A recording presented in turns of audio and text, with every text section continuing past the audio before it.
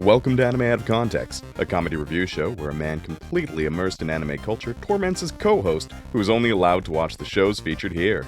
If you'd like to support the show, you can do so at patreon.com/animeoutofcontext. Alongside over 100 hours of exclusive bonus material, all episodes uploaded to Patreon are completely ad-free, even to non-patrons. Thank you for listening, and enjoy.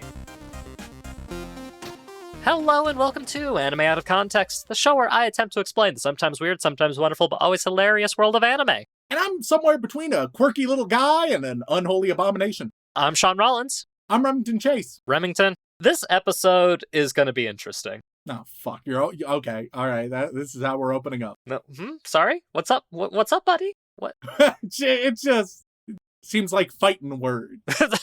I describe something as interesting in its fighting words. Anyway, it has a long history on the podcast. The word interesting, yeah. Yeah. I suppose it kind of does, yeah. I say it, and usually you're upset at me in the back half. Well, yeah, because it's usually, like, it's not something exciting, it's not something special, it's something interesting. Well, what if I told you the thing that was interesting about today's episode wasn't about the show we're covering specifically? It's about the heinous controversy around it. You won't believe what the creator was arrested for. I joke, of course. You very much will believe it.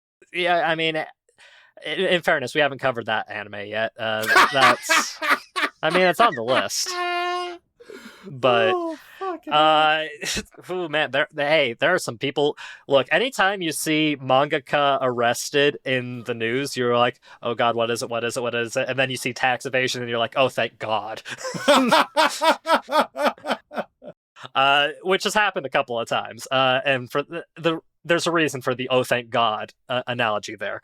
No, what I am referring to specifically is sometimes, Remington, people don't stay to the end, so they don't always hear that we have a lovely email. We have an email where people can send in thoughts, views, opinions, requests, and etc. It's where I get a lot of my suggestions for, what shows to cover. And by and large, I try to cover shows that I think will be fun for us to talk about, that will be interesting for as an episode, or, just if there's enough popular demand. And sometimes we'll get emails that just tickle me pink. That maybe on a particular day at a particular time, they will catch me so off guard that it makes me immediately want to bump them up in the list. Yeah, okay. So, this is another one of those just especially charming emails. Yeah, and the funniest part of it, Rem, is I think you were with me when we got this email. I think I know the one you're talking about. I don't remember what they recommended, or if you even told me. I didn't. Yeah. But genuinely, I think we were wrapping up a recording or something of those lines, and then I just get a little ping notification saying, new recommendation email for the podcast. And I read it, and I'm like, that's really fucking funny. And it kind of makes me want to cover it now. I'm just going to read it to you verbatim, without the name of the anime, because then we'll go straight into it. Yeah, of course. The subject line for this was, 4-year follow-up recommendation. Which is already fucking crazy. Which immediately gets me in, because I'm like, I don't think somebody's been emailing me every day for 4 years, though I could have missed it. It's a definite possibility. Yeah. I mean, look, and hey, there's a couple dedicated people out there. There's patrons, Spotify comments. Yeah. Where there are some consistent and dedicated people out there. Yeah. And this one just happened to catch me in a good time, and also it was such a heavily requested show regardless that I don't think people will complain if we cover it. So It makes some sense there. But yeah, 4-year follow-up recommendation. Hello, it's been 4 years and about 10 days since I first recommended the show to hopefully be covered. Which, already stellar. Yeah. I really enjoy the podcast and tend to put it on in the background when I'm doing things.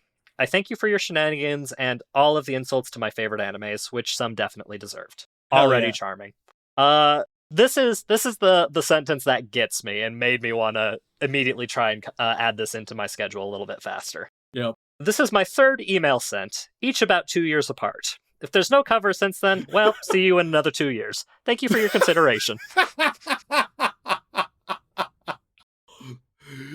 Just the fact that, like, you know, the first one it was probably just a casual recommendation. Next one, it probably just happened to come 2 years later. Yeah, they're there wasn't oh, any I've been listening on. Let's have they covered it. Oh no, maybe I'll send them another one. See if it bumps it up. Yeah, and then they're like, well, it's been another 2 years. I may as well. And if not, another. And now it's just like, and it's like a thing. Part of me was like, I wonder how long they'll keep that up. But another part of me was just so pleased by this email and when it caught me that I was like, yeah, fuck it, let's cover it, because genuinely, I won't say the name just in case, because you know some people don't like that. But just the casual planning ahead, where it's not like, oh, I've been in the trenches. It's just like, hey, I have done this. I will continue to do this. It would be swell. Yeah. All right, bye. Like there's no malice. There's no like threats. There's no like overly persuasive essay. It's just like, hey, I'd kind of like this. This would be nice. There's a simplicity to it. There's a simplicity and like a serendipity to it. And I was just like, fuck it, why not? People have been asking for it for years anyways, because it's one of those anime that does have like a bit of an interesting production story behind it as well. But you know, a lot of people really like it. A lot of people have mixed feelings on it, and a lot of people have some adaptation issues with it. Okay. Well, so what is this show? So, the show that we're going to be talking about today is simply titled Blue Exorcist. Okay. Hey, man, I got one of those words. You sure you didn't get, the other word? Ow. You've heard it before, my guy. Have I? Oh, yeah. 1,000,000%. Could you use it in a sentence? Can I use it in this? Okay, yeah, sure. Watashi no boshi wa ao desu. Yeah. That really cleared things up. I might have fucked up the grammar a little bit, but that's okay. What about a country of origin? Japan. Or any country ever, really. Because the direct translation of this anime, Rem, is Blue Exorcist. Oh, okay. Yeah, you've heard the colors before in passing. Sure. Yeah. Whether or not you memorized them clearly wasn't the case, but all right. So is this exorcist hue shifted, or is he a sad exorcist, or does he exorcise blueness? I think he himself is the Blue Exorcist. He just happens. Okay. He's an exorcist, and he is very blue. Okay. In color, specifically. Okay, all right. Because his fancy little exorcist power involves blue flames, specifically, just to keep it. Oh, okay. Just keep it simple. Man, oh man, is this going to be an easy one for me to describe for you, Rem? But first and foremost, how would you feel if you suddenly found out you were the son of Satan?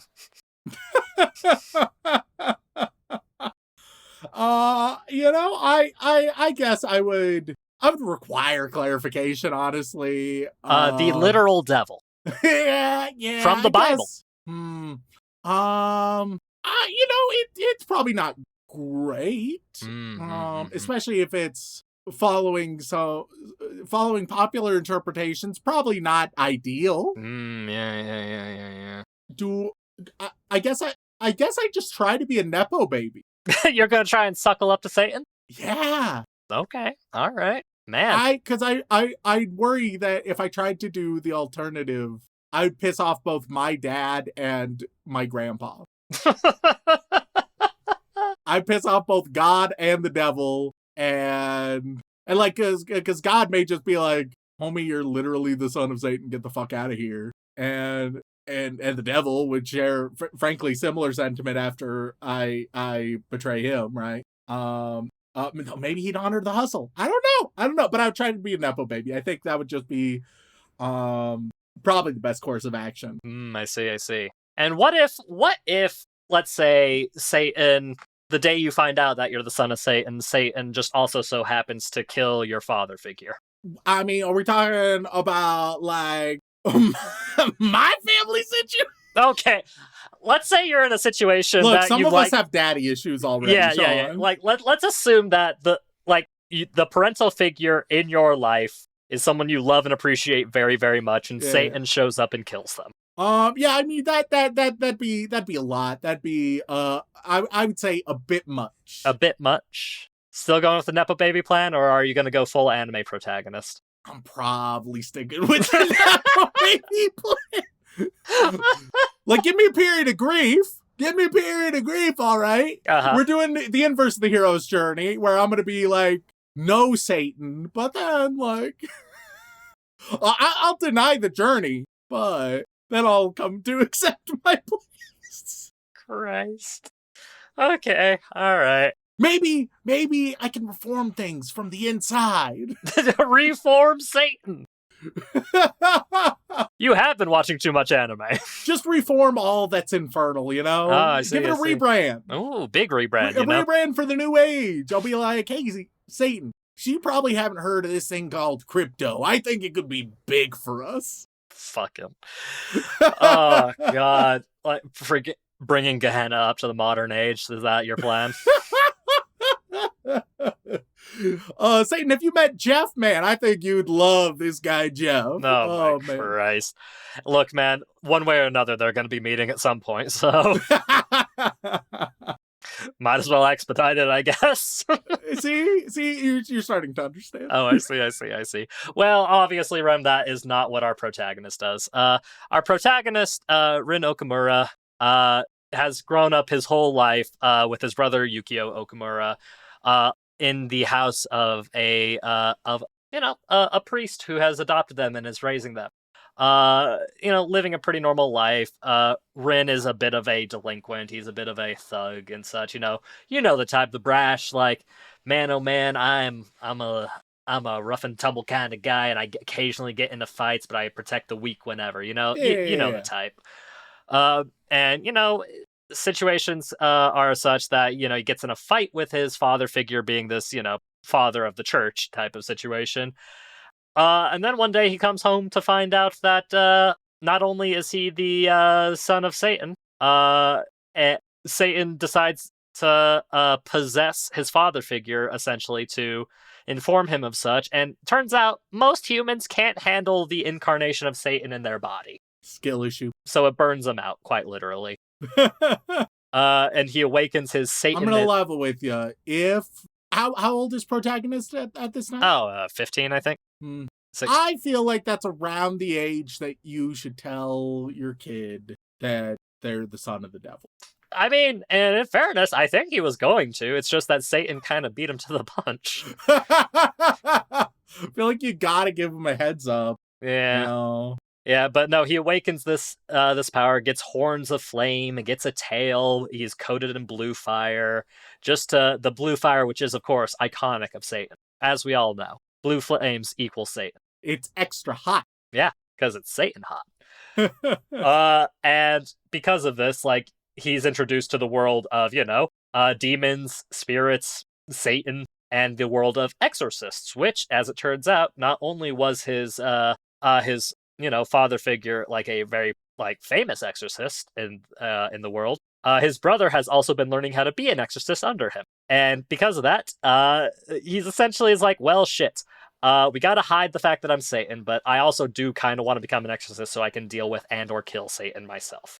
And that is the general idea and premise of this show. You got a little devil boy going to exorcist school to learn how to kill Satan, while also trying to keep the fact that he's Satan's son a bit of a secret from people. Okay, the premise is fine. Okay, it's a solid fine. Yeah. It's got some decent ingredients, but I mean, I don't think it's crazy to say there's nothing particularly novel here. The flames are blue. There are ways that this can be a good show, but that is a minority of the directions that it's likely to take. It might take those directions, but just like in the anime possibility space, most of the directions that most anime are taking this premise are gonna be disappointing and uninteresting to me. So yeah, I will say we've been getting requests for this show for years, obviously based on the email that we got. Yeah. It wasn't just that one. That's just the one that happened to get me, you know? Yep. But we have been getting requests for it on and off for years. The original anime adaptation was from spring of 2011 specifically. And it was not a great vintage. Well, could be worse, could be 2012. But just that whole area is a rough vintage. But when this anime came out, people really, really enjoyed it until about episode 15. Because at the end of episode 15, so here's the thing. This is one of those interesting situations where the anime was greenlit and was being made. Manga nowhere near finished. So you caught up by episode 15? Correct. By episode 15, you caught up. Correct. So, motherfucker, what the? That's way too early. You can be like halfway through season 2. We caught up. Yeah. Episode 15, you shouldn't have caught up. Yeah, no, like really poor planning in that department because, genuinely, at episode 15, they had caught up and they made the rest of the anime, the remaining 10 episodes of this 25-episode anime, completely anime original storyline. Why did they greenlight the anime so early? Probably to try and sell more manga copies. That is usually why these kinds of things happen. But if the manga isn't done? Yeah, no, I'm aware. If the manga isn't done, right? And if you're like, hey, this manga is struggling and unfinished, it's got to die on the vine, unfortunately. That's the market has spoken. Hilariously, manga's still ongoing today. And actually, what makes this even more funny, and we're not going to get to like the cutoff point for this anime, obviously, because like I said, it was episode 15 when it really started to diverge to an anime original ending that people did not like. People did not appreciate. It was not like we were nowhere near the ending of the manga because apparently it's still ongoing. But like the direction they took it, not a fan. Most people were not. Oh my god. Which is very funny. And, but people still had fond memories of it because they liked the premise, they liked the concept, they liked the character designs, they thought it was cool and fun and interesting. There's a demon cat. People like demon cats. I don't think it's going to be any tempura from last week. No, it's hard to compete. No, but this is where it gets extra interesting, though. Because, like I said, original 25 episodes were in 2011. In winter of 2017, they brought it back for a second season, starting it from where it diverged at episode 15 and continuing the actual story in the manga. Oh my god. And then it got a third season in 2024. What a fucking mess. Oh, I agree completely. What an easily preventable mess. A very easily preventable mess. Like, genuinely, they didn't need to... Like, they could have just stopped it at a natural stopping point for a season rather than go for the full 25-episode slop fest. But just be like, okay, we can make we can justify a bit of a shorter season. We'll just do the 12 or 13 episodes, Yep. Which is still a little bit short for like a shonen show, but not unheard of. No, in fact it's kind of the norm these days. People would be like, yeah, sure, that's fine. And then you can be like, and then we'll give them time to make more story, continue shit, and then we'll do season 2. What dumb motherfuckers. Yeah. This was also the period of anime where 24-episode seasons were the hot stuff. And I think they just wanted to commit to that rather than, letting the author finish writing. And then who knows, maybe I'll show up and be like, hey man, I don't see how it could get worse after episode 15. It's already rock bottom. And then people will be angry. It'll be a good time. Yeah. Well, hey, good news. I'm not making you watch up to episode 15. That would be too much. That is far too much. I think 5 episodes is more than enough for a first look at this show. And if there's enough of, like, an interest and outcry, we can very easily come back, get to that episode 15, and then let the audience decide whether or not you watch the awful anime original ending to the series or continue it as the author intended. Little weeby trolley problem. Exactly. It's like, do you go to the one that the weebs hate or to the one that the weebs seem to slightly more approve of that is more canonical to the manga? Like, either way, it feels like a multi-track drifting problem for you specifically. Yeah. But yeah, that's the basic premise of it, man. It's a lovely son of Satan. My brother is an exorcist. Yeah, not only that, he also teaches at the school because he's a very good exorcist, and we're gonna try and kill Satan someday. Pretty straightforward premise, and genuinely people have been requesting it for years. Like there's some strong nostalgia with this show. All right, weebs. Yep.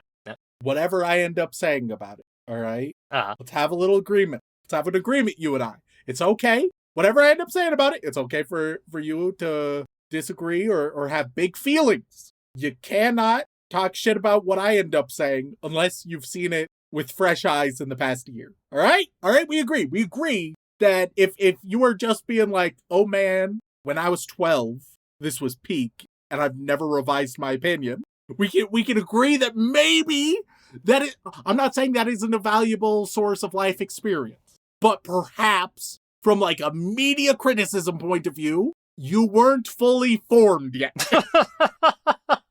So, let's just throw that out there. And maybe I end up liking it. Maybe I end up loving it. But either way, hate comments are only allowed if you've watched it recently. But please keep giving us that engagement. It's very nice. It's very helpful. Especially if it's like a 5-star review on your favorite podcasting platform. Man, oh man. You can say whatever you want to us. We'll accept it. 5-star review. These guys stink. Yeah, no, genuinely. Like, you can say whatever the fuck you want as long as you give us 5 stars. That's do whatever. Like, make all the Judy Hopps jokes you want. Like, it's just those 5 stars reviews. You've heard it, folks. As long as it's accompanied by a 5-star review, I will whore myself out for 5-star reviews. Take that as you will. But yeah, I think that's about it. Let's just go straight into it, Rem. Let's go watch the 2011 Shonen Exorcist show, biannual Exorcist, or Blue Exorcist.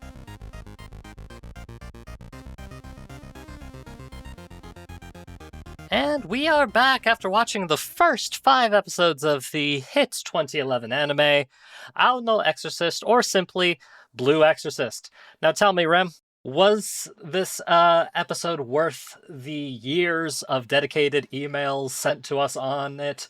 Or are you more upset that my amusement for an email overtook this particular episode than anything? Well, Shaun, I actually, but before we jump into discussing the anime, I actually wanted to start with a little bit of a story of my own.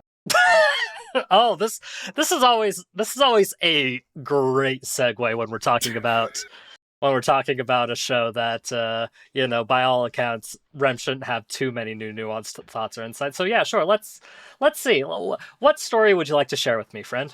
All right. So this is a story about a boy named Danny. Was he a phantom? You see, young Danny Fenton, he was just 14. Okay, there it is. When his parents they built a very strange machine. It was designed kind of to view a world unseen, you could say. Yeah. I would. And when it didn't work, his folks they just quit. All right, but Danny, he took a look inside of it. Seems like a bad idea. Oh yeah, there was a great big flash. Everything changed. His molecules got all rearranged. Oh, I see. When he first woke up, he realized he had snow white hair, glowing green eyes, he could walk through walls, disappear, and fly. Fascinating. Much more unique than the other guys. Yeah, I'd say so. But it was in that moment, Shaun, that he knew what he had to do. He had to stop all the ghosts who were coming through. And in fact, he's here to fight for me and you. So what you're saying is you're now standing Butch Hartman? Look. I ain't the biggest Butch fan around. But if I have to choose between Danny Phantom and Blue Exorcist, I think the choice is clear. That's all I'm saying. Oh my god. If we're doing the good old trope of you want to get rid of that which you also are, and have to lead a bit of a double life and all that, let's do Danny Phantom. 1,000,000%. When was the last time you actually watched Danny Phantom, Rem? Like 20 years ago? Long enough that maybe your nostalgia is blinding you to the quality of that show? I don't think that's possible. Because I'll tell you what I remember from Danny Phantom. Man, oh man, goth girls are great. There was Sam, there was Eris, I believe. Mm-hmm. There was there were all sorts. Yeah. But so really, we could actually just pivot right now. Let's just so Shaun, how do you feel about Danny Phantom? I think I just summed it up pretty concisely. It was a lot of goth people's awakenings, or people who pivoted onto the idea of goth people as a general idea. But hey, dog, you're going to break this loyal listener's heart, and you're gonna do it. You don't have a choice in the matter. I knew this was the path we were walking down. I just like, oh man, what a sweet, wholesome email to receive.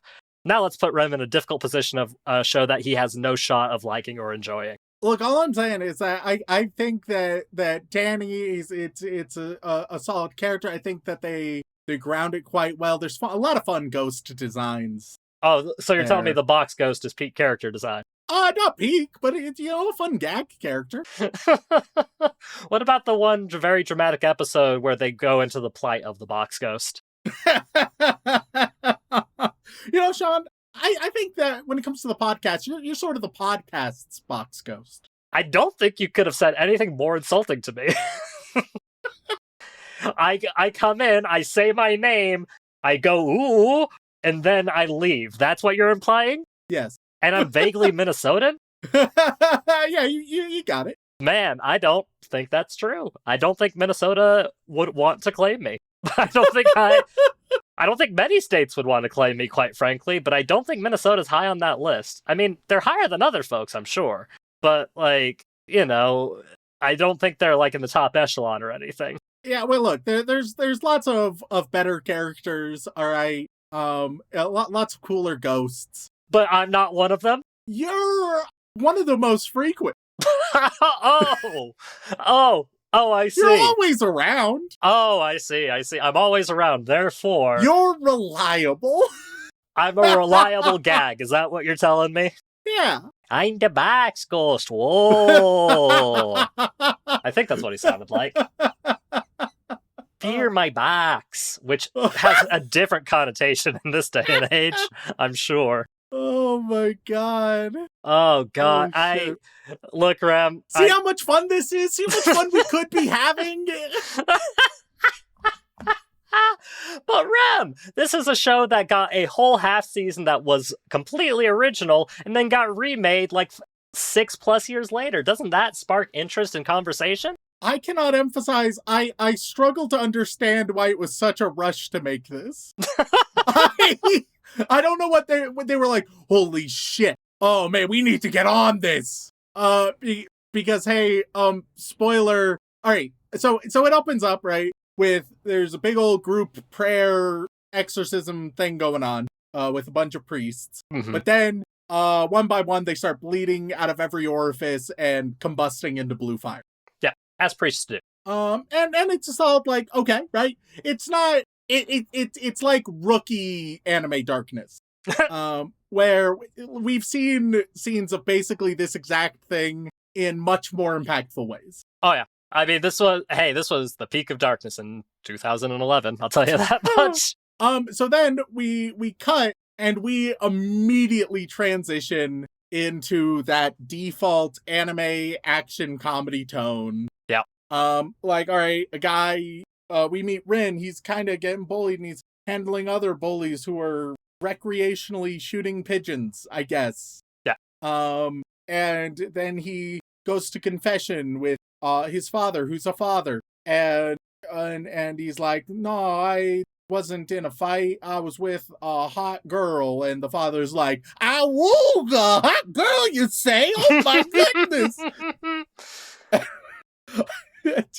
And basically there, I'm out, I'm done. Yeah. It's you've shown me all the stereotypical plot points. Oh hey, but don't worry, then it turns out he's the most special boy because he's Satan's son, but he wants to fight demons even though he is a demon. Isn't that novel and crazy? Oh, but hey, that ain't all. The exorcists, they got some special wacky zany powers too. Each one is special in their own way, even though often it's just a gun. So sometimes it's special zany powers, other times just a gun. So you get both cliches. And then, hey, why not? Let's have a school. Let's have a school of exorcists. A big old magical school of exorcists. But also, they got to lead double life. So the school is only... There's a magical school underneath the big old crazy school. That's the exorcist school, all right? I cannot emphasize enough. It's just the same old slop. It's just... Joseph Campbell sort of has the monomyth, right? Which, of course, has been criticized for being overly reductive and not quite able to be as cross-cultural as he makes it out to be. I think there's like a shonen monomyth. Oh, really? The default sawdust shonen. Okay. Where so often they'll be like, hey, here's a really nifty premise, and you'll be like, ooh, there's so many directions you can go with that. And they're like, yeah. So anyway, we have a bland bitch power fantasy protagonist, and everybody has their own quirky variation of the power, and maybe we have a school or an isekai, or maybe even both.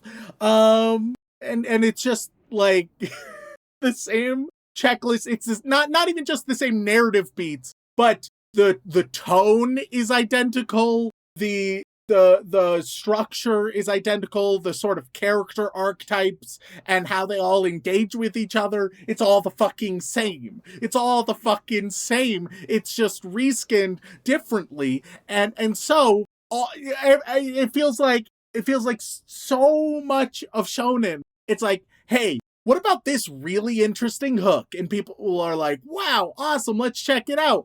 And then the weebs, for some reason, I don't know, are they just not aware they're getting the exact same thing? Are they like... Well, Ram, in fairness, this was in 2011. The show will put on a wig and they'll be like, wow, it's brand new! It has nothing in common! Oh, Ram, this is 2011. That's over a decade ago. Surely there has to... maybe this was one of the earliest versions of its kind. Every shonen we've covered from this era was the same! Oh, can you name one other shonen that was exactly like this one, Rem? Come on, man. Surely, if your hypothesis is holding up, you can name another one. There's Sword Art Online, but that's sort of like the cake. That was 2012, Rem. That's different. That came after this. I need to know one that specifically came in 2011. Yeah, or before. Or before, of course. You have all of history before 2011. All right, I'm just going to Google 2010 anime. I don't... 2010 anime. Oh, I have a list open. I'm going to scroll through and see if we've covered it. Ora Emo came out in 2010. I don't like that's one of the first ones I recognize from this endless list. Let's see. Did we cover Shiki? I think we did, but that's not really shonen. No. That's horror. High School of the Dead, I don't think we've covered... Well, we may have covered High School of the Dead, but that's not really shonen either. And then if I put in the word shonen, it's just Shonen Jump. God damn it. Yeah, hey man. That's just the way it goes sometimes. Look, I don't know, if you can't name a specific example from before 2011, I don't know if your theory's holding up too well, my guy. Kuroko no Basket, hilariously, that would count even though it's a sports anime. It fits. Oh, I mean that is the only difference in terms of trope presentation is basketball versus demons. So Naruto, of course. Except you're on the record saying that Naruto had decent quality. What exactly did I say? All right, look back exactly what I said. Yeah, pull up your Naruto notes. See what you have to say. Because if I remember correctly, you weren't super negative on it. I'd be surprised if I was wildly positive about it. You had me watch 9 fucking episodes. Oh yeah. It was a very important time. Very important show. It does not look like I was wildly impressed given my notes. Well, you weren't as negative as you were with other shonen, I'll tell you that much. Sure, I see that it had a decent start. Better intro than most shonen, I guess. So, well, maybe we'll just have to revisit it soon so you can refine your opinion more. God, 9 episodes of a 500 episode show just doesn't seem like enough. Oh God, the point is that this sort of default sawdust shonen, it's all the same. It's all trying to emulate the same old bullshit. We've seen it so many times. It all blurs together. Would you like to know what you could have been watching in the year of 2011 as opposed to this? Sure. Yeah, because I'm going to be real with you, Rem. I knew you weren't going to be able to have too many unique things to say about this show in particular, but it's one of our most requested shows from this era. Just to give you some frame of reference, Nichijou came out the same season and was one of the top performers of that season. Yeah, much better than Anohana, the Flower We Saw That Day, which was the Dead Ghost Girl anime, which you had problems with, but ultimately you would have rather watched that than probably any shonen ever. Anohana, I think, was the one that was a bit melodramatic. Incredibly melodramatic. Yeah. But it was still, better than this. Those came out that same season. The following summer, that's not a good example. Usagi Drop came out the following summer. That's not great. I don't remember what the fuck that is. Oh, it was the very cute father-adoptive daughter show that I told you the very end of involves them getting in a relationship with each other. Oh! Yeah. Oh, no! Yeah, okay. Oh, fuck. Yeah, that was the following, season that year, so that's not the best. But, I mean, immediately after that, in the fall of 2011, there was Hunter x Hunter, which you had problems with, but, Chihaya Furu was one, which was the Karuta show. Which you also had problems with because it was a sports anime. It's a rough era. Mirai Nikki was that one. Yeah. I'm on record of saying it's a rough era. And a lot of people will say that 2011 is a great era for anime. Well, that's because, if anything, I think that, 2010 to 2013 really helped to shape the default sawdust shonen. It helped form that mold that weebs evidently adore. Oh yeah, Madoka Magica was also 2011, just the season prior. I mean, dude, that clears Blue Exorcist any day of the week. Uh-huh. I cannot emphasize, it's not just about the plot beats. Every action in the show, right? Stylistically, emotionally, the dialogue, the character interactions, all of it. I have seen multiple hundreds of times, frankly, on this very podcast. Mm-hmm. And it's just so vapid and uninspired. And genuinely, it was the moment, the first interaction with the father, that I was like, okay, yep, here we go. And it's just, I get it. They try to establish that dynamic and be like, oh, don't you really care about this sort of father-son dynamic? And then there's also a brother who very strictly has no personality until he becomes very relevant and has a strong personality and is also an asshole, but it comes out of nowhere. And it's like, what? What the fuck? It's just, look, it's just not good or compelling. There's just not a lot there. I don't know. They treat it as a reveal that a motherfucker who introduces himself as Mephistopheles, turns out he's one of Satan's fucking kids too. Isn't that a surprise, Rob? Oh, crazy, the fucking Mephistopheles. Well, I mean, maybe it's not super common knowledge, that name. And then the sister, hello, I'm Lucy Fur. And it's like, oh man, she seems so great and reliable. What are we talking about here? And then there's a weird dynamic where it's like Mephistopheles, who's in charge of the entire school, right? In charge of the whole school. And as it gets relatively close very quickly with Rin, largely because the whole Satan thing, but yeah. But then feels the need to hide himself as his dog form, and is it at least a cute dog, Rem? Not really. Shame. And the brother yells at Rin, and if I was Rin, I'd be like, hey, sort of fuck you, bro. I'm in good with the fucking headmaster. I'm in good with your fucking boss, dude. Because of course the brother is the youngest exorcist to ever pass the tests and is now a teacher and blah blah. It's all. But Rem, clearly you must be missing something, because not only did they rush to get this out, they created a whole anime original storyline for it, and then several years later came out with the actual manga canon adaptation. I struggle to fathom that the anime original trajectory is worse than worse than what Blue Exorcist already is. Because it's not like, wow, what a well-crafted, well-thought-out masterpiece Blue Exorcist is. Oh, man, I hope it stays. Oh, fuck, now the quality is in shambles. It's like, no, it's... Anybody who's ever made a shonen could just continue this show, right? Anybody, if the studio had made one previous shonen, yeah, they may as well continue it. Like, why not? Oh, you mean the studio A1 Pictures? Sure, yeah. You know what A1 Pictures is responsible for? What? They're responsible for a lot of things. Chief of which being Sword Art Online. Yeah, let them continue. Like, why not let them handle Blue Exorcist? This isn't some auteur media, all right? This isn't like, wow. It has such deep themes. It's so creative. Wow. Hey, how it handles religion is really nuanced and elegant. No. It's just slop. It's just shonen slop. Oh, I mean, they also did Your Lie in April. Let them handle Blue Exorcist, all right? Okay. Let them just... And I mean, Rem, you do realize you set yourself up for like a trap there, right? Because like the only really way for you to know for certain is if you watch the rest of the season to compare. I don't want. Well, I mean, none of us want to watch the rest of the season, Rem, but like you're the one who's like, I'm sure it's probably no worse. I struggle so hard.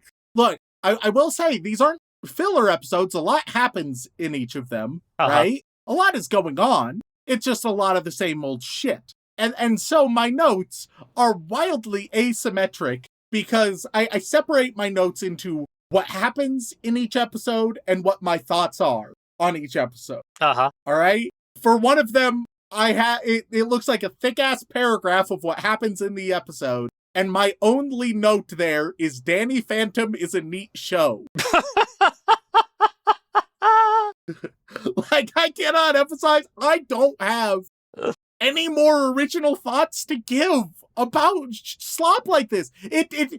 Look, we talked about Sword Art Online, and I've said it before. Sword Art Online is at least premium slop, all right? Every fucking time that I have struggled through and been thrown into the abyss with that one, I have had very specific new thoughts because Sword Art Online, it's bad in bafflingly new ways, right? Where every time it's like, how the fuck could they think that was a good idea? Blue Exorcist, it's bad in all the same ways that all the other slop is bad, right? There's not a specific, like me being like, oh, the perverted priests, okay, but like that's just a weird one-off, if anything. That's not even like a character trait that's further explored, despite being the introductory character trait. I mean, I will say he does get more characterization after he dies. Doesn't that work for you? That is not promising. Though they have been relying hard on flashbacks like a motherfucker. So it's a shonen from the 2010s era, my guy. That is bread and butter right there. Good old classic shonen slop, as you called it. Not to be confused with Shonen Flop, our lovely friends with a different podcast. It's just, man. I mean, the manga's still ongoing to this day. It has gotten several... Why? I don't know. I didn't read all the manga. I only watched the entirety of the first season and a little bit of the, continuation season. What do you want from me? Answer me in your opinion, Shaun. Is there anything special or truly novel, in your opinion, about Blue Exorcist from everything you've seen? Anything that sticks out where, even if you're like, oh, it's not a great show, but man, it does this one thing in such a creative way, or better than anybody else, or... Better than anybody else? Or particularly different, or novel, or interesting, or compelling, or creative. I mean, in the, continuation of the main season, of the main story from the manga, they do eventually give, all of the other members of the classroom more character and conflict. I don't care. I don't care about... You're like, oh, well, it becomes even more of a high school shonen. I don't care! That's not a selling point. There's a million of those. There's so many of those. Well, we'll name it. That's not unique. You're like, oh, man, now the thing about this shonen, right, is they have a power system that means that everybody has their own different power, right? So they all tap into this divine force, but then the way they tap in is a little bit different. That's not a unique selling point. That's every other shonen. Oh, well, I'm not talking about their powers. I'm talking about like characterization in their like. Sure, but yeah. I'm just saying that your unique selling point is still something seen in any other high school shonen. I mean, they introduce a character who is mostly naked most of the time. Doesn't that inspire faith and encouragement? No. She's a badass. Does that count? She pulls a sword out of her chest. Isn't that cool?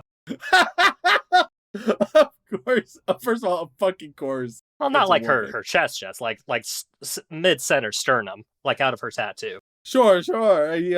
I've never seen those things before in my life. No, you've never seen a woman pull a sword out of her tits? I mean, literally, My Hero Academia already... well, I mean, yeah. I mean, it also has this trope.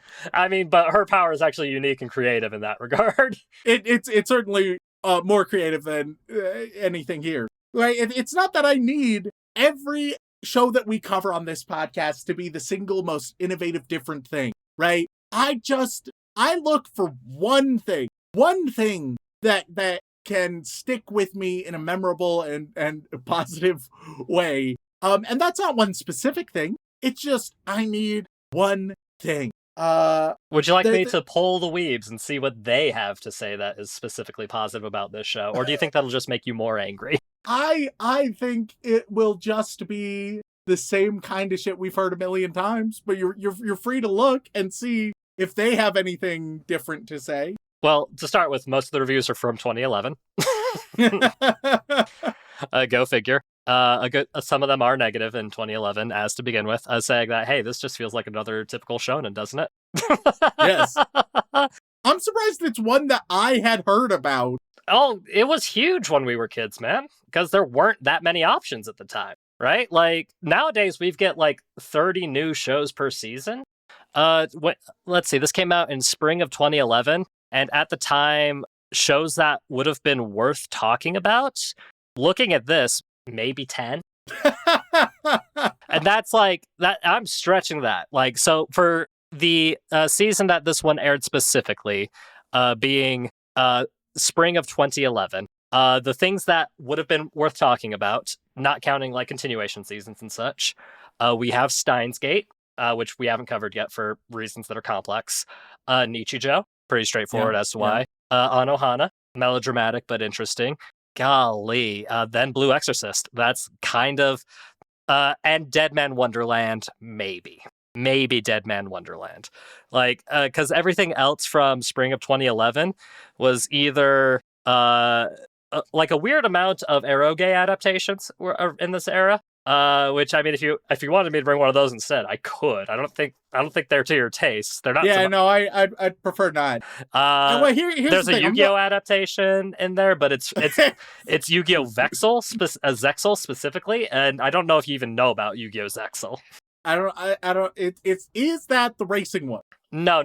That's 5Ds. That's right after GX. Shit. That's like, I want to say like 5. Zexal is like 5 years after 5Ds, my guy. I could be wrong. Let me just double check that. Just make sure I'm not bullshitting you. But is Zexal the one where they put themselves in a little like obstacle course? It's only 3 years after. Excuse me. Obstacle course with their monsters. No. I think that one is Vrains, I want to say. I'm not an expert on late stage Yu-Gi-Oh, my guy, but I think that one's Reigns, and I'm sure people will happily correct us. Yeah, Zexal is the one that I've heard say, hey, it's like Yu-Gi-Oh Season 1, but more modern and better executed, is things I've heard people say. That might make it worse. Well, hey, maybe we'll cover it soon and you'll have to review it, but in fairness, we would probably have to cover some of the other adaptations first, like the motorcycle anime. Yeah, I just, here's the thing, weebs. If you're ever like, wow, there's not a lot of good anime this season, I'm gonna blow your mind. There's more media than anime out there. Okay, well, you're about 15 years late to these particular weebs, my guy. Like, that is... Man, like, we're in the nostalgia territory here. I think it is still a prescient message, because there's still too many weebs whose media diet are like 90+% anime and manga. Mm-hmm. And all I'm saying is there's a wide, wide world of other media out there. I'll tell you what. Rather than pulling Mal reviews, I'm gonna tell you what our listeners said, because I have so many emails for this one in particular. Sure. All right. Yeah, just to really round things out for you, because there's not much else to say about this show. I enjoyed turning my brain off and watching it for a bit. That's about it. But I'm used to shonen trash, and I had to watch the whole season. But see, so. even there, I'm like, I feel like you could say that if there was like some really cool action going on. I mean, there's some fun, like, action-y for 5 minutes later. There was just his brother stoically shooting all around him at miscellaneous hobgoblins. And he's completely static in a position, just moving his arm and shooting. I will say the most memorable stuff was from like the more recent season. Because like I genuinely, like, when I first watched this back in 2011, because I did originally watch this as it was airing, because hey, spoiler alert, I watched a lot of anime when I was younger, and this was one of the options, and I enjoyed it a lot back then, but again, I was a child and I didn't know much better. By even child me, by the time they started doing anime original stuff, realized, hey, wait a minute, there are problems with this show. And as an adult, whether or not those problems are better or worse than the original concept of the show itself, I think it's sixes either way. But having seen parts of the most recent, I say most recent, they're like 4-season adaptations of the actual manga canon stuff. The Kyoto arc is the one that happens right after the split in the original anime adaptation, and like I was like, oh, they're actually trying to do characterization and they have a better budget for animation and such of this, so it's like, oh, that's more enjoyable to watch it this way. But yeah, like it's but at any rate, what have our listeners said? So the one who sent the biannual, would it be biannual? Biannual or semi-annual? Yeah, because like every 2 years. When talking about time, yeah, bi and semi are they both mean every 2 and twice a. Which is, so, hey, English is a great language, ain't it? So yeah, if you're like, oh, semi-weekly and bi-weekly, both of those mean twice a week and or every 2 weeks. Well, hey, their email from 2024, checking back on it, they say, hey, I want you to cover this because I want Remington to shit on one of my favorite shows. There you go, baby. So that's one thing. But they do specifically mention that season 3 had come out and the animation is dog shit. And I'm just at that point, and I'm like, oh, I didn't know. Oh, I didn't know it got worse. But let's see. There's another one. I want him to watch Blue Exorcist because he'll either love it or shit on it. Either way, I want to see what happens. They should have heavily bet on the back half of that. This is one where I can't even conceive of loving it because there's just nothing there. Again, like nostalgia is a powerful blinder, my guy. If it went like oddly in depth with like just talking about the Bible and like straight up, if the power system was everybody has a power related to one specific scripture or some shit. Something a little more like specific and unique, yeah. Yeah, then I'd be like, that's weird as hell, but sure, why not? Like, at least there'd be something. Mm-hmm. One person warning me of the anime original stuff, that if you watch it, you should skip the anime original stuff and jump straight into season 2 if you watch that much, which it's a big ask, but you know. There's another one saying that I want to recommend this one simply because I think he might like the Demon Cat, which I don't think you would, quite frankly. We never got the Demon Cat. Yeah, unfortunately not, no. I'll send you a picture of the Demon Cat, but you're not going to be pleased. Yeah, like... All right, just for this person, here's my live reaction to the Demon Cat. What the fuck? I don't like that cat. Well, what's the problem? Is it that the eyes are too huge and too human-like? I don't like anything about it. You don't like anything about it? Oh, God. Apparently on Google, there's a picture of somebody who got it as a tattoo. That looks like my eugenics abominations. Yep. it doesn't help that when we were introduced to it that it does like full on cry like a person, because it does speak, by the way. It does speak. That's the other thing. His name is Kuro. And nah, give me tempura any day. Still thinking about tempura. Tempura, pretty good cat. We're weeks out and I'm still thinking about tempura. We did get just an email that no subject line, no information, just in the body, Blue Exorcist. All one word. That's it. Yeah. And genuinely, most of these recommendations are a combination of, oh man, he either might like it a little bit or he's going to tear it to shreds. But the general consensus seems to be they wanted to hear you tear it to shreds. Even the self-proclaimed lovers of Blue Exorcist were curious to hear what about it you could specifically bash or criticize or tear apart. I don't even know if those people will be satisfied, because it's just like, I don't know, man. Go listen to so many episodes of this very podcast, and just whenever we say whatever other bullshit shonen we're talking about, in your head, just dub over Blue Exorcist. And like, there you go. Yeah, and like a lot of the other emails list like a synopsis of it. Genuinely, the consensus seems to be, hey, I really liked this show when I was younger. Let's have Rem tear apart my childhood a little bit. If for the patrons, at least for this episode, if we could get a poll going on, Blue Exorcist versus Danny Phantom, all right?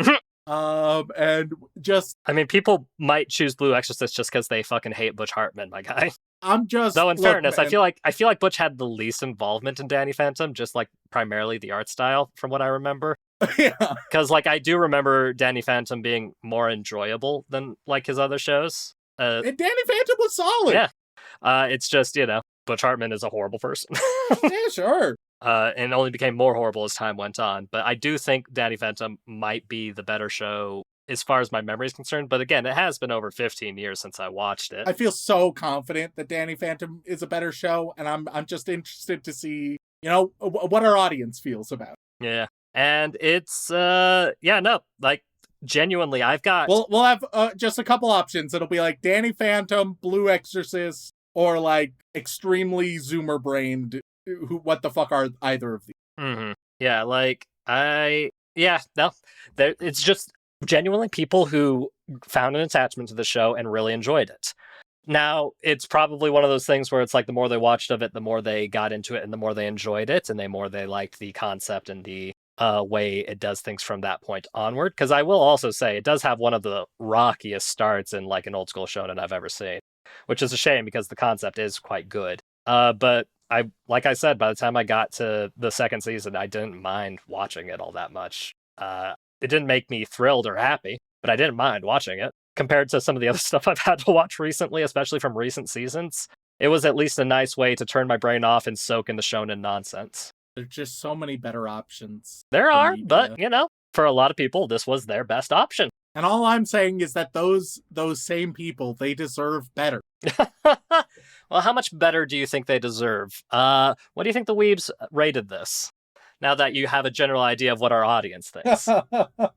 And I will say, for our audience listening, if you feel like there is some aspects of it that I didn't bring up or clarify, as to what makes this show really good, special, and unique, that theoretically could be seen within the first handful of episodes, feel free to shoot us an email and let us know. We'd love to hear from you to clarify. And maybe if there's enough holler for it, we'll do a revisit and get to that anime original stuff and see if that changes Remington's views at all. Yeah, I think that... Oh, okay, and it doing the, original shit, that isn't involved with this rating because this is season 1, right? That is part of season 1. Oh, that is part of season 1. Ooh! Yeah. So yeah, season 1, the first 14 or 15 episodes is manga original. From that point onwards, for the remainder of the 25 episodes, it's anime original. So about 10 episodes. Yeah, about 10 episodes of it are anime original, and people decry them for the most part. Okay, that radically changes. Yeah, this is a tricky one, I think. Oh shit! I was going to, and feel bad about it, say 7.8, maybe even a 7.9. I'm gonna say 7.50. right? Split right in the middle. Because I think in the weeb's mind, they're like, hey, there was like top quality shit, but then, oh no, trash level shit. Even though it's all trash, but in their mind, that's where it is. And so we're just sniping right at the midway. I'm happy that I clarified, because otherwise I would have guessed 7.8 something. And then, hilariously, if it is 7.8 something, I will be more confused and upset. Well, Rem, with that being your final answer, I will say something that will definitely confuse and upset you. Oh, no. Because 1.2 million people have reviewed this show. Holy shit, why? Like I said, man, weren't many options back then. Oh, God, what if there's, like, sort of backlash to the backlash where people end up being like, hey, it's not so bad, actually. Oh, fuck. Oh yeah, no, this is a complicated one, Rem. That's part of the reason people wanted us to talk about it. Oh, no. But yeah, with those 1.2 million ratings, Blue Exorcist is sitting nice and pretty at 7.47. Okay. Pretty damn close, Rem. Pretty damn close. Oh, I was stressed. Yeah, because genuinely, most of the reviews, like, a funny trend I've noticed with a lot of the recommended reviews from this time period is most of them only have watched about 10 episodes of it before they wrote their review, which is nutty, because it means that they didn't go back and addend their review after the season had finished. And even then, a lot of them are rated positively, but by far the vast majority of the written reviews seem to be pointing towards mixed feelings because of that back half. Yeah, which automatically means that a lot of the reviews are bringing down that score a bit, even though, for all intents and purposes, this is a very widely beloved series from its time. Yeah, I think you know what? I think I'm just pleased with my reasoning, where it's like, I feel like if it didn't do the weird bullshit, then it would probably be at an egregious 7.9 to 8. If it was all the egregious bullshit, it'd be high 6s, low 7s. And so just split the difference, bada bing, bada bam. Yeah, like the score stat breakdown curve on this show is probably the most normal Amal stat score breakdown has looked, if a bit top heavy. Because like the highest is 7, second highest 8, 9, and then 6. So it's got an actual almost a proper bell curve to it. Whereas 10 is like the much lower than it would be for a lot of people, even though a lot of people, 8% of the votes, say that this is one of their favorite shows. But the real question, Shaun, what do you think people rated Danny Phantom on it's not IMDb? Do you have it pulled up? I do. You do? Just the series as a whole? Yep. 7.6. 7.2 with 23,000 reviews. So Blue Exorcist is doing better than Danny Phantom then. Look, the weebs are far less critical than the people on IMDb? Yes! Every horror movie on IMDb gets like a 5 or a 6. In fairness, most of those reviews are for people who don't like horror. And yet, it's just all of fucking IMDb. IMDb is way more critical than fucking Mal. Mal is one of the least critical rating sites I know of at all. Bar none. In fairness, I mean, it is where a bunch of neurodivergent weebs post their thoughts and views and opinions and can't fathom the idea of something being, 5 being a neutral feeling, whereas 7 is, like, the neutral for most weeb cases. Which is wild to me, because, like this show is, like, this is a 5 out of 10 for me as a show. Because, like, it's something I can just watch without hating myself too much, because I'm used to it. Like, that's not me, like, praising the show. That's just me being like, oh, I know I'm fucked up. I can watch this show fine. I'm not going to complain too much. But now I'm curious about, like, the quote-unquote third season where they really fucked the animation, because that is where I'm interested in. I want to see how badly they fucked out, because I don't remember hearing about any controversy around the show in particular. But then again, like I said, most of the statements around the show in particular are nostalgia-fueled. Because I don't think many people are watching this in the modern day or have watched it recently with such a high positive regard for the show that they're still going to rate it in their top 10. Of course, there are exceptions, and I'd love to hear from people who can explain to me exactly why it is the best, because Rem can't even begin to fathom, and I'm just like, it feels a little generic for my taste. There are some fun character designs, but that's like the only thing that really jumps out to me. All right. Name one fun character design, because I cannot emphasize enough, I've not seen any. I mean, Mephisto's kind of fine. I guess, just being... He's a freaky dude in a white top hat. What's more to love? But, like, that's not... I'm not looking... Mephistopheles over here, he looks like one of the more forgettable One Piece villains. Ha! He would... I'll tell you right now, he would 100% be, like, a tertiary villain in the Thriller Bark arc, which is like the spooky Halloween arc on a zombie island. See, there you go. Like he would 100, like Luffy would walk by him, punch him once, he would fall over and never get up again, and that would be the joke. Like that's what he would present himself all high and mighty, and the joke would be he gets one shot and never addressed again. I don't really understand why he has an ice cream cane. Because he's quirky. Come on, Mephistopheles. Of course he has an ice cream cane. He's the principal of a school for exorcism, and he's a demon. Of course he's going to be quirky and have an ice cream cane. What the hell's wrong with you, man? Come on now. Oh, I'm sorry. I forgot. Of course, Mephistopheles known for his ice cream. Yeah. It's just, he's... In case you haven't noticed, he's weird. He's a weirdo. He doesn't fit in. Yeah, I mean, doesn't that line up with all Mephistopheles lore out there, Rem? You're the religion expert here. Yeah. You know what? I forgot. He does adore some Ben and Jerry's. I mean, who doesn't? Who doesn't like a little bit of Ben and Jerry's mint chocolate chip? I mean, come on. Mephistopheles, biggest Ben and Jerry's fan. Oh man. And if you'd like more Mephistopheles facts, join us next week for our weekly podcast of Religion Out of Context. Which people still really want. We still occasionally get emails and messages like, hey, I know you joke about this a lot, but could you actually do it? I want Rem to tell Shaun religious stories. And I'm like... I just don't know a format that would work. Yeah. Unironically, if you guys can help conceive of a solid, interesting format.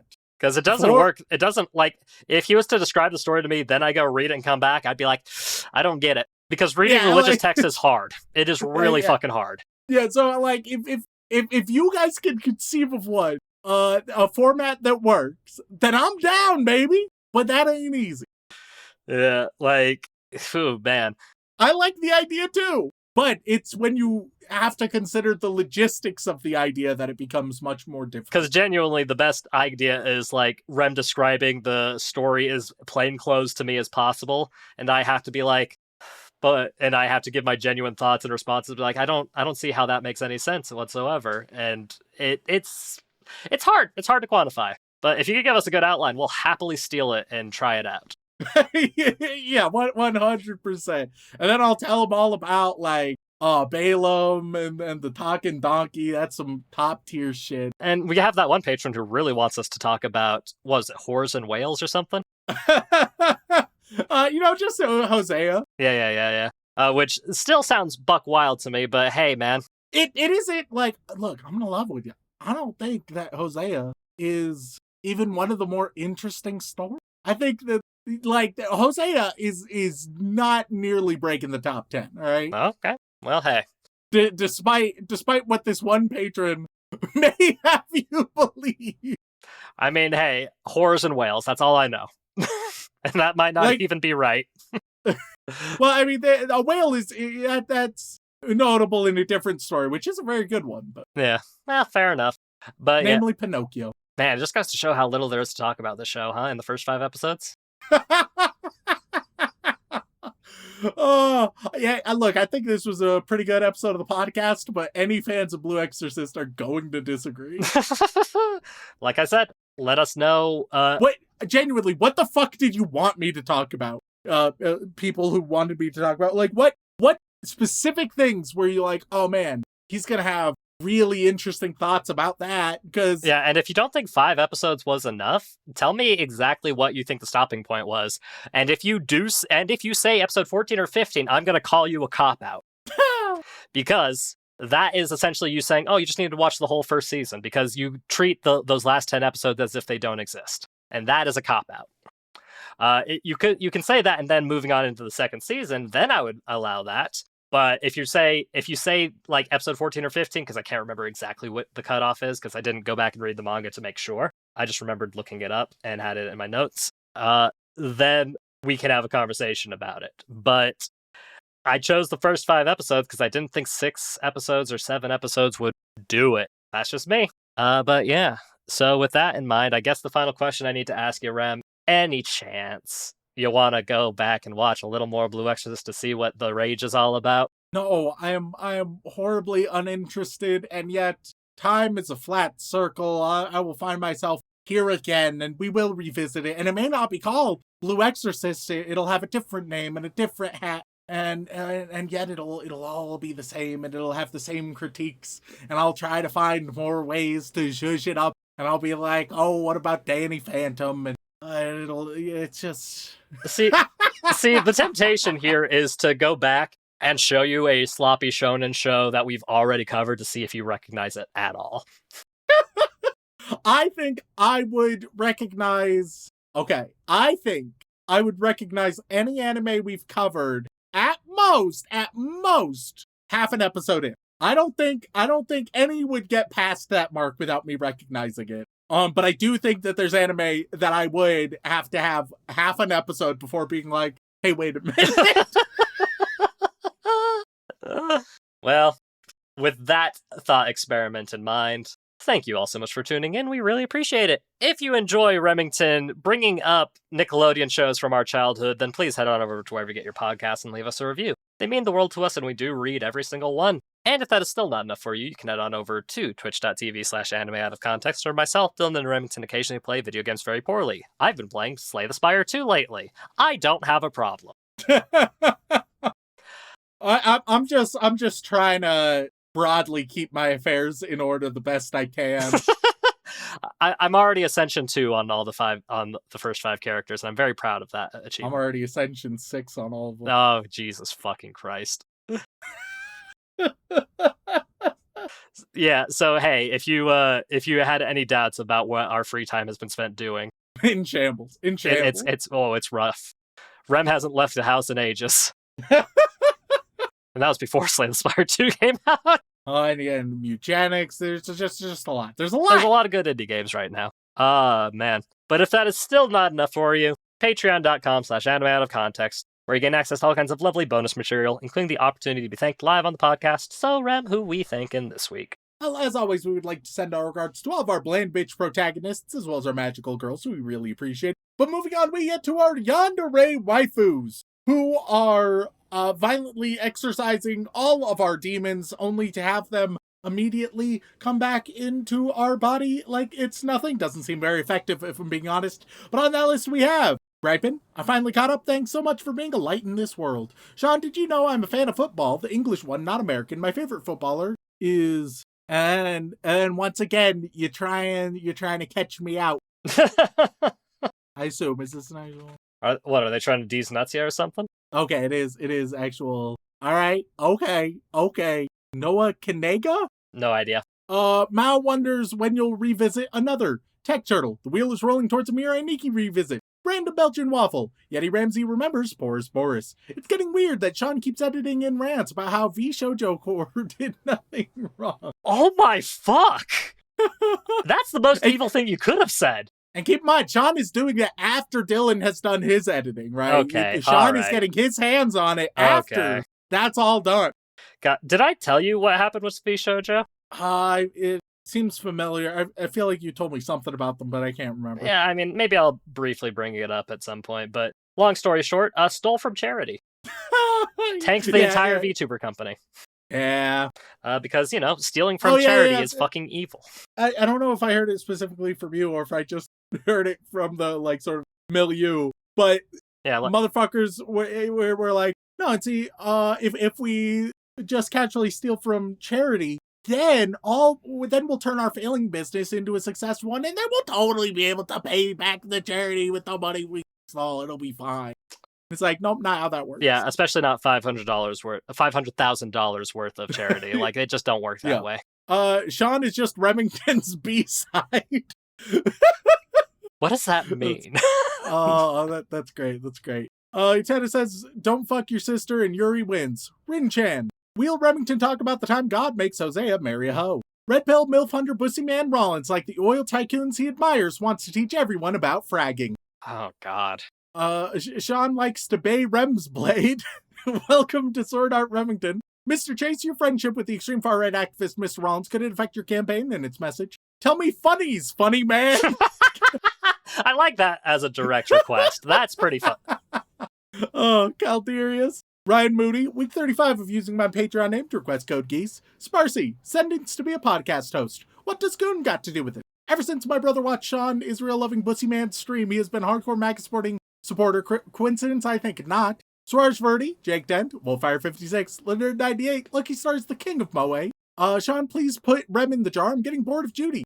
Any thoughts on Israel? Don't be a coward, Shaun. You know what I would find amusing? What's that, Rem? If the people, because occasionally we'll just get miscellaneous comments about like, hey, don't be political. You guys are real funny. Stop being so political, right? And it's always the assumption we have that it's because we're too goddamn woke. Yeah. Yep. But it would be funny if it was just the like opposite. one or two of those came from people who are like, man, his red pill opinions are just too much for me. They're just people who genuinely think I'm conservative.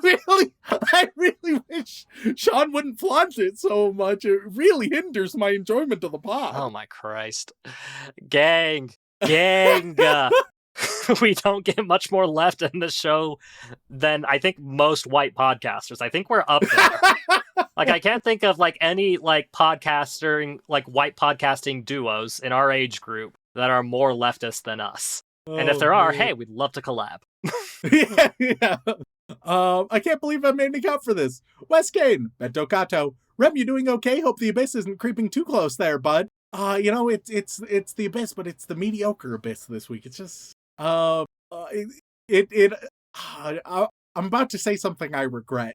Oh, that's never happened before. But because I've started the statement, I must commit to it. Well, hey, if it's truly awful, Dylan will edit it out. Shit like Blue Exorcist kind of makes you miss a Sword Art Online, where like the depths are deeper, but it's just there's just more to talk about. There's more flavor.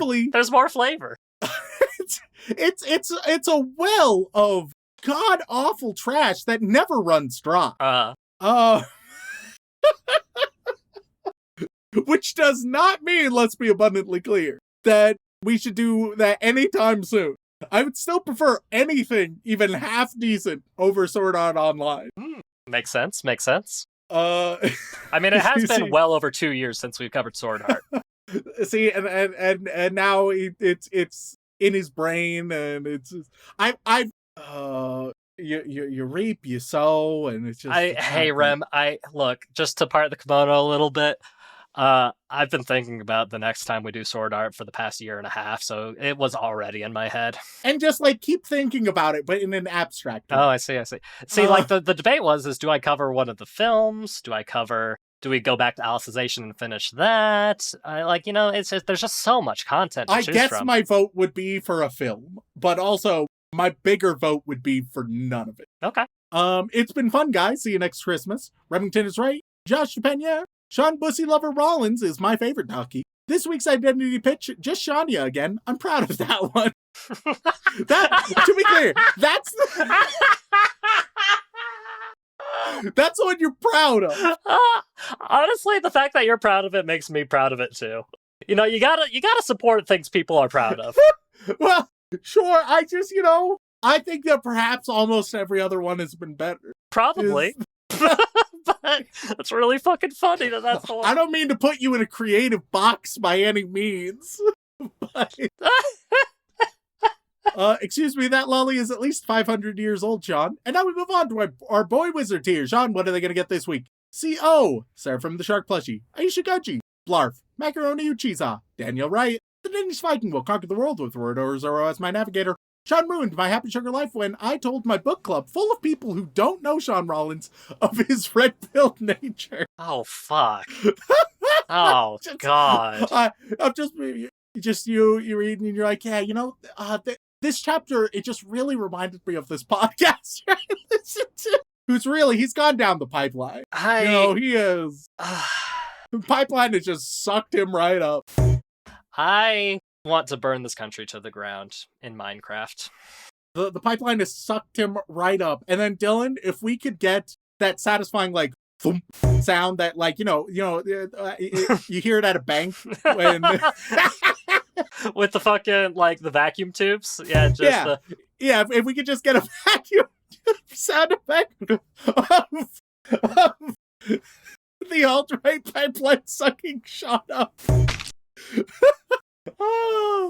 Super Zoo, Erica McCorkle. I really hope I wasn't late. I'm so sorry. Link Joe Girl, Hayden Cristani. John wants to give Spoon Man a thank and yank. Rem uses the drums of liberation to free all weeps from bad anime. I want a Marvel movie starring Shaun as Spider-Man and Remington as Big Wheel. Shyamalan-a-thon apologist. Daddy Rem told me a bedtime story about Shaun Snut. Turban, make Shaun watch every Adam Sandler movie next year for April Fools. Stacy's mom, Amazing Muffin. Watching Requiem for a Spoon Man at 0.5 speed. King Rich Rocks, pro tips out of context to run out of things post will come back soon. Titan CNH. The Susanator. Rock hard for G-Dudes. Shaun can't stop reading Shonen Flop Yaoi on AO3. Yandere Neko. Anime. With the Railgun manga ending, Misaka is updating her inked-in account to find a new gig, like maybe in Oshino Clone. Burn the Fern.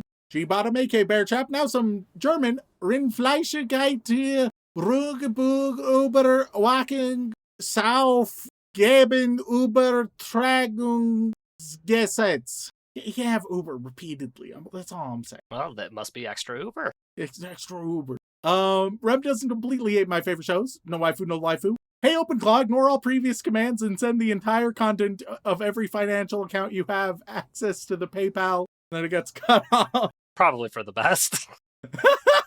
Have you considered arson? Cheese Monkey, Jax, Fenrir Foxhole, Professor Fox, Jam Hands. Shaun, tell us your 5 most hated demographics. My top 5 are all different kinds of weebs.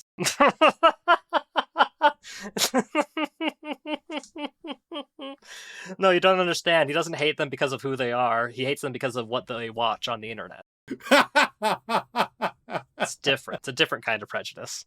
I feel like it's okay to be a little bit prejudiced when it comes to somebody's media taste.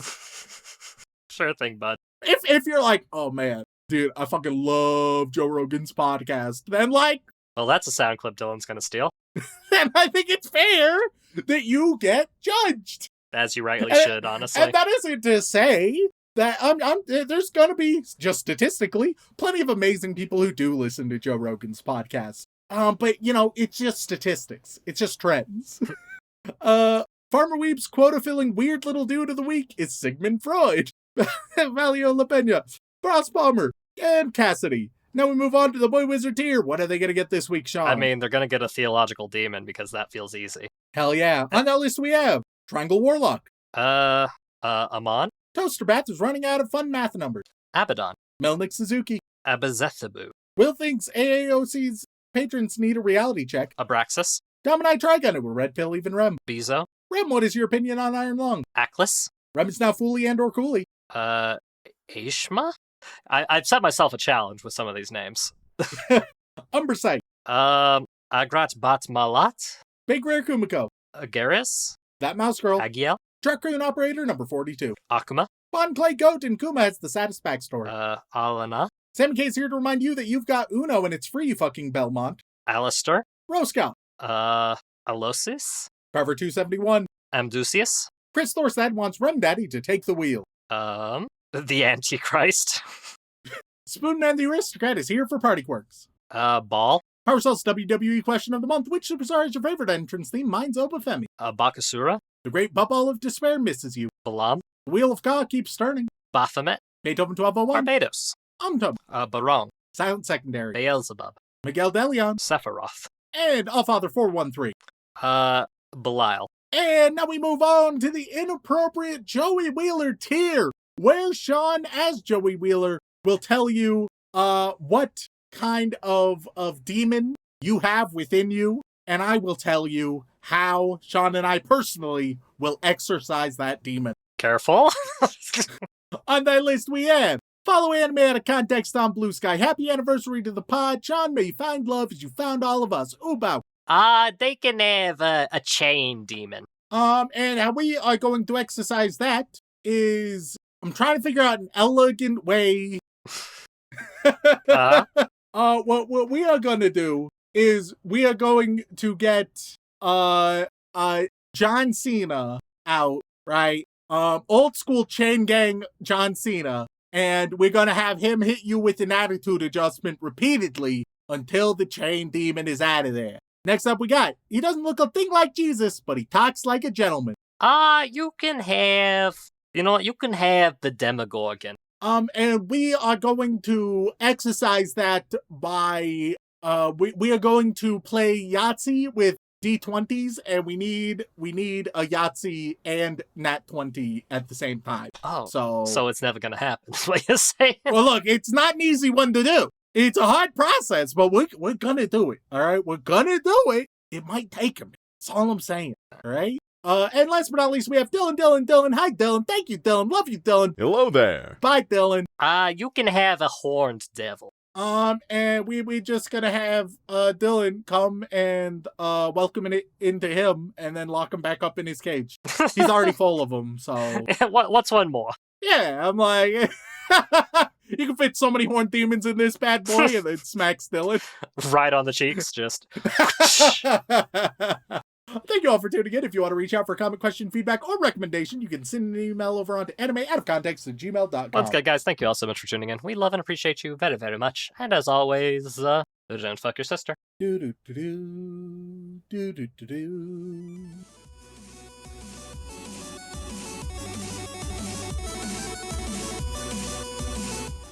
Hello and welcome to Anime Out of Context, the show where I'm gonna call you a cop. Don't you know that magical cock's part of my culture? I'm Shaun Rollins. Ooh, fear my box. Maybe we might have spent a little too much time on the cock and ball torture.